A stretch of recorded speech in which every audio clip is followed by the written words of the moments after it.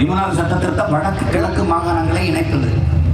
அதற்கு முன்பே நம்முடைய அண்ணன், நீங்க பார்த்திருக்கீங்க ஆவணப்படத்தில், நம்முடைய அண்ணன் திலீபன் அவர்கள் 5 கோரிக்கைகளை முன்வைத்து, அதுல ஒரு கோரிக்கை திட்டமிட்டு தமிழர் நிலப்பரப்பில் தமிழீழ பகுதியிலே சிங்கள குடியேற்றங்களை நிகழ்த்தி கொண்டிருக்கிற சிங்கள அரசு அதை தடுக்க வேண்டும், இந்திய அரசு தலையிட்டு. இதான் ஒரு கோரிக்கை. அதுல ஒரு கோரிக்கை, அன்னைக்கு படை இருந்தது, தலைவன் இருந்தால், கையிலே கருவி இருந்தது, அப்போதும் திட்டமிட்டு சிங்கள குடியேற்றங்கள் நமது தாய் நிலத்தில் நகர்ந்து கொண்டிருந்தது. அன்னைக்கு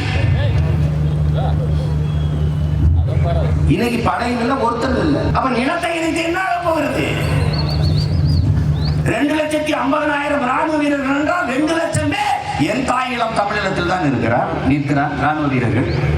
அங்கே திட்டமிட்டு ராணுவ முகாம்கள், ராணுவ குடியேற்றங்கள், சிங்கள குடியேற்றங்கள் நிகழ்கிற போது இந்த மாகாணங்களை இணைத்து எனக்கு வரப்போகிற நன்மை என்ன உலகத்தீரே?